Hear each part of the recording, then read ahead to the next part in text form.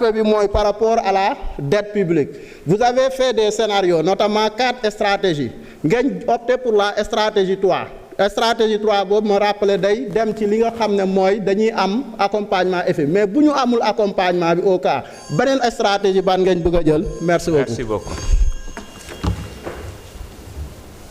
Honorable Maïmouna Bousso, vous avez la parole. Amdiata Diaby se prépare.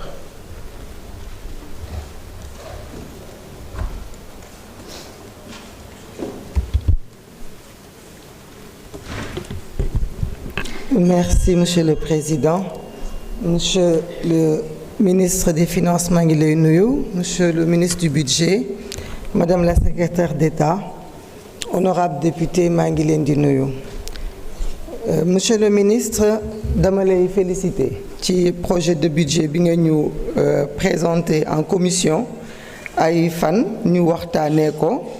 pour déjà souligner ambition sociale affirmée bi nga xam ni seen projet de budget bi am na ko may biral askanu Sénégal ne budget bii ngeen indi te muy budget boo xam ni pour man du rekk ay chiffres dafa nekk un vrai test politique dafa nekk aussi budget boo xamante ne dafa indi rupture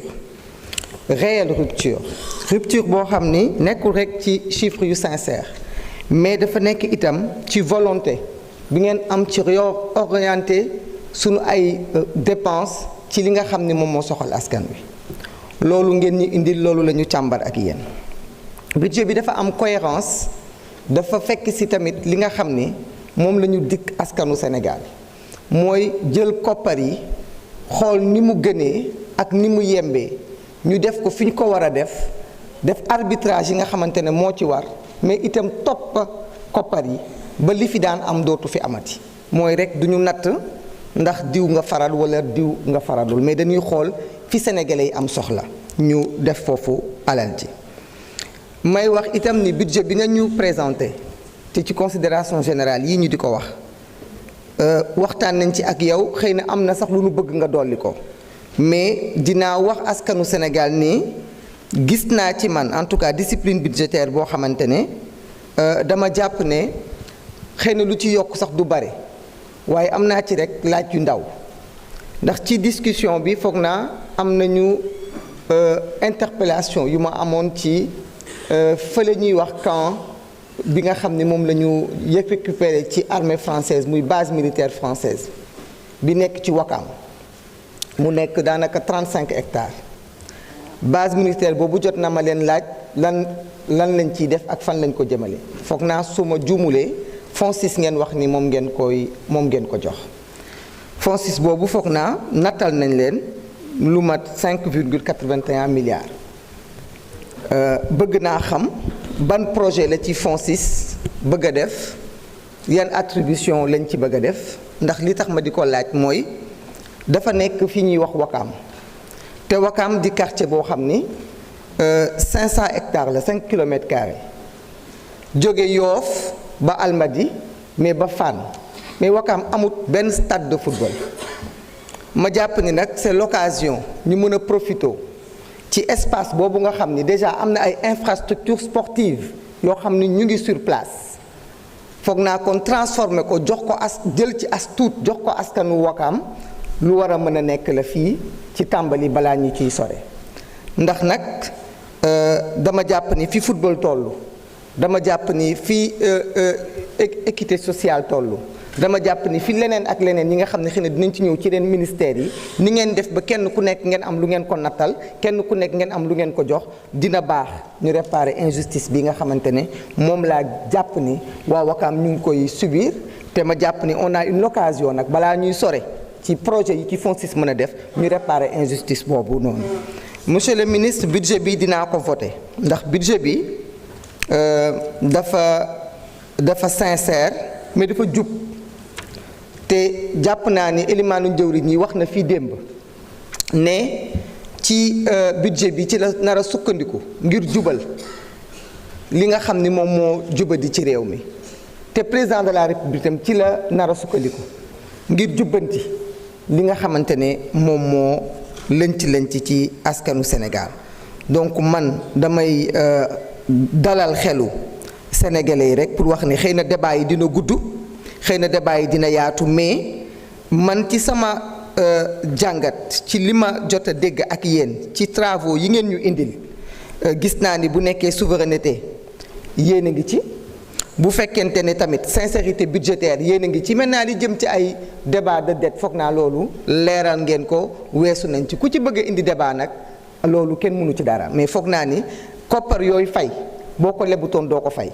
amaana nag ñun même su fekkente ne du suñu gouvernement moo ko leb continuité de l'État moo tax ñu nekk di wax ci xaalis boobu mais man daal maa ngi ñaan débat yi ànd ak dal ànd ak salaam ñu mën a waxtaanee soxlay askan bi jërëjëf. Jërëjëf. Amdiata Diaby, vous avez la parole. Awa Seck se prépare.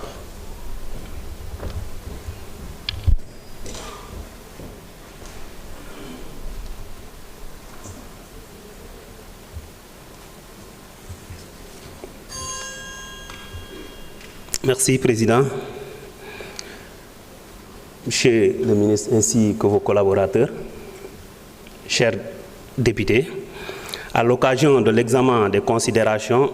générales, je souhaite attirer l'attention du gouvernement sur les enjeux essentiels